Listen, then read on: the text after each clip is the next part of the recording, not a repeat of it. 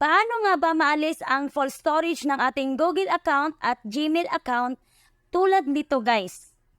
Dahil alam nyo ba, pag full storage na ang ating Gmail account or Google account, ay hindi na tayo makapag-send ng email kung gusto nating mag-send ng email at hindi na rin po tayo makaka-receive ng email kung mayroon pong mag-i-email sa ating mga Gmail account.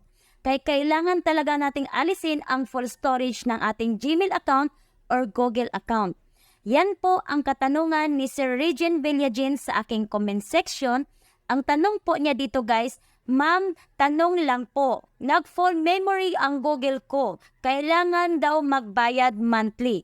May paraan po bang iba? Okay, sagutin po natin guys. Mayroon po talagang paraan kung paano natin maalis ang full storage ng ating mga Google account or Gmail account.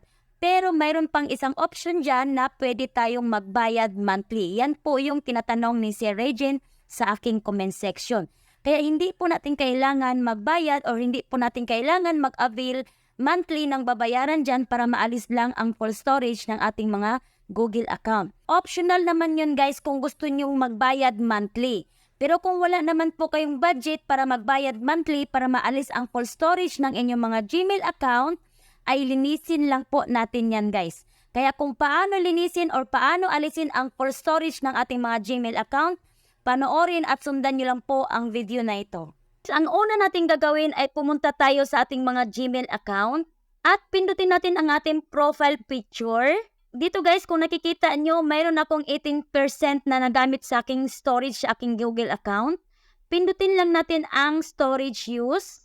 Ayan guys, kalilinis ko lang kasi ng aking Google account guys, kaya hindi siya masyado puno ngayon, okay? Titingnan natin mamaya yan guys kung nagbawas ba yan talaga. Pindutin po natin itong clean up space. At pagdating dito guys, pindutin nyo po itong more details.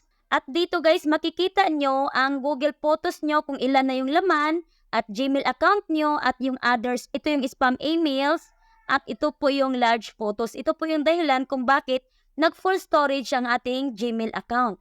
Ngayon guys, kung paano yan ma-delete, ayan guys, magbawas tayo dyan. Pindutin po natin ang review. Ayan guys, lahat ng mga spam natin na image, i-delete po natin yan. Dito guys, pindutin lang natin ang box dito sa taas at delete. Yung box, delete permanently. Ayan guys, nabawasan na siya. Balik tayo. Ayan guys, wala nang laman ang ating spam. Balik tayo doon guys.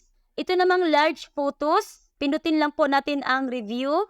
Ayan guys, ito na yung mga large photos natin. Galing ito sa ating mga gallery, naiipon dito kaya nag-full storage ang ating Google account. Kaya i-delete po natin yan guys. Mayroon siyang 48 photos dito na ipon guys. Delete. Ayan, nabawasan na ng 2 GB at delete ulit.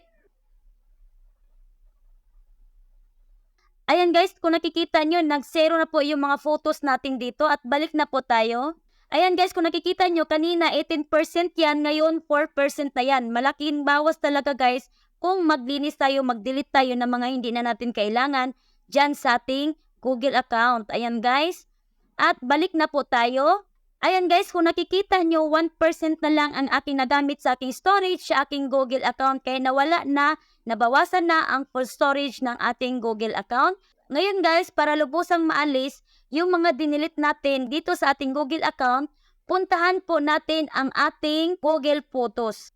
Pindutin ang Photos, pindutin ang Library, pindutin ang Trash. Dito guys, dito natin lahat makikita lahat ng mga dinilit nating photos or video doon sa ating Gmail account or sa ating Google account. Kaya kailangan din nating i-delete dito guys para tuluyan ng mawala doon sa ating Google account or sa ating Gmail account para mabawasan na ang full storage ng ating mga cellphone.